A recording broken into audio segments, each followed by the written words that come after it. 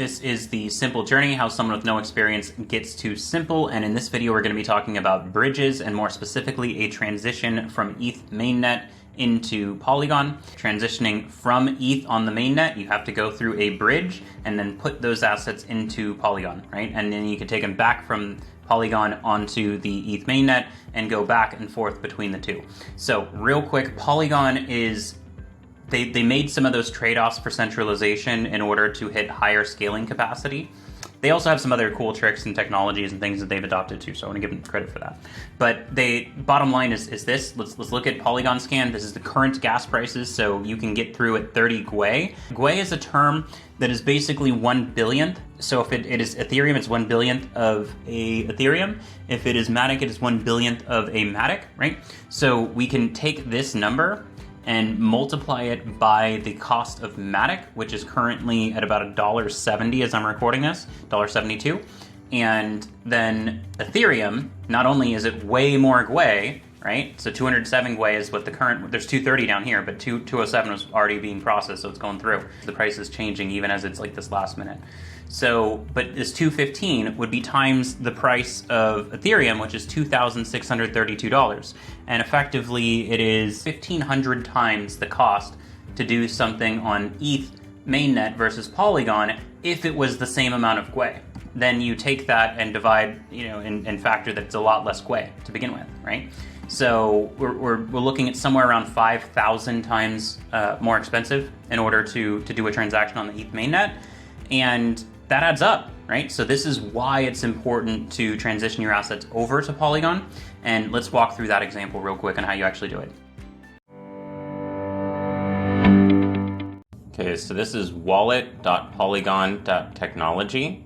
They have multiple things that are on here, but the thing that you want right here is the Polygon bridge. So we're gonna click the Polygon bridge. Okay, and then we're gonna connect using MetaMask.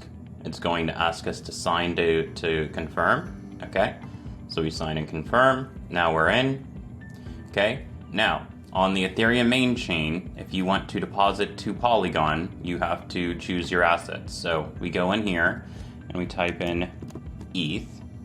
Okay, so we select ETH. We type in the amount of ETH that we want to transfer, and we're transferring it to Polygon. So we click on this transfer button.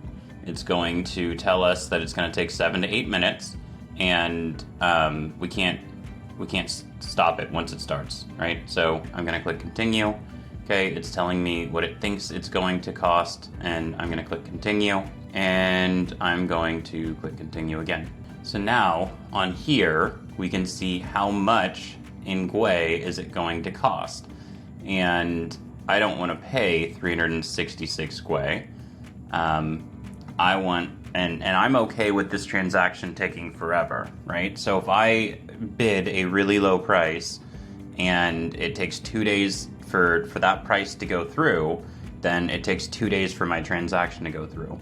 But since I'm bridging is something that it's not dependent on market price, right? If I was trying to place an order and I need a certain exchange rate between DAI and ETH, for example, then I need to bid a price that's going to go through right away, right? But if this is something that, as long as it goes through at some point, I don't care, then I could bid lower. So for gas price, I'm going to bid 100 GWE, and it's saying Matic. That's an issue with MetaMask. If I close the browser and reopen it, it would fix it. It's actually in Ether.